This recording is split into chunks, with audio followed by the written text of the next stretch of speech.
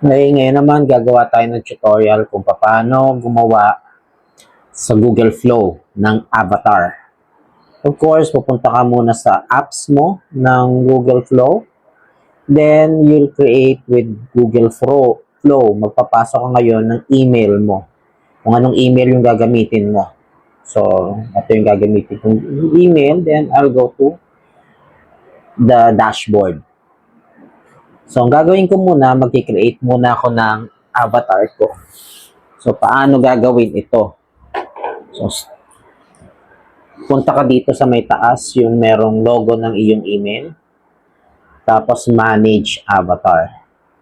So, I'm gonna create an avatar. So, follow instructions, get started.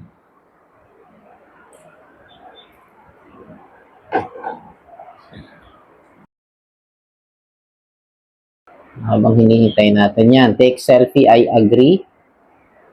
Then, next. Then, follow instructions. Keep your face at the center of the circle.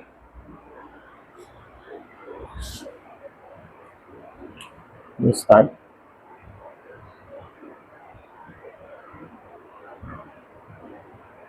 "46, 93, 40, 47, 66, 48,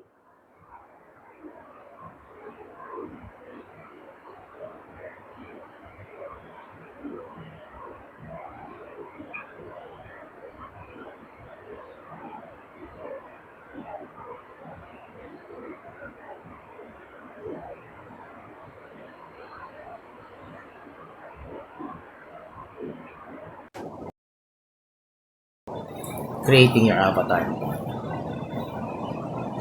Alright. Yan ay avatar ko. Para mo siya gamitin, itatype mo lang sa prompt yung @me. Alright, done na tayo. Done. Gagamitin naman natin yung avatar natin. So, syempre, you're gonna create new project. Mas mag-a-upload ka ngayon. Ang tatype ko @me. Yan. Tapos, click mo yun yung avatar. Tapos, script muna. Script. Great morning sa inyo. I hope may natutunan kayo sa tutorial na to on how to create and use your Google Flow avatar. Then, instruction. So, script, space, then instruction. Change settings, background, ibig sabihin ng settings, to Starbucks coffee shop. Change clothing to gray t-shirt.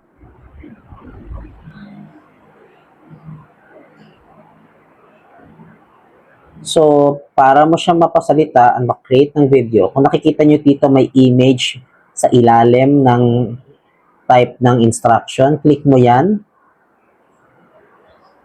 Choose video. 9:16, 1, 8 seconds, OmniFlash. Yung VU-Lite, mas lesser yung detailed niya. Pero subukan natin si VU-Lite kasi 10 credits lang to. Let's generate using VU-Lite. VU 3.1 VU-Lite. Kung di siya maka-generate dyan, gamitin nyo yung OmniFlash. So, once nasa-set nyo na yan, click yung video. Ito ng arrow generate, yung bilog na puti. Click it.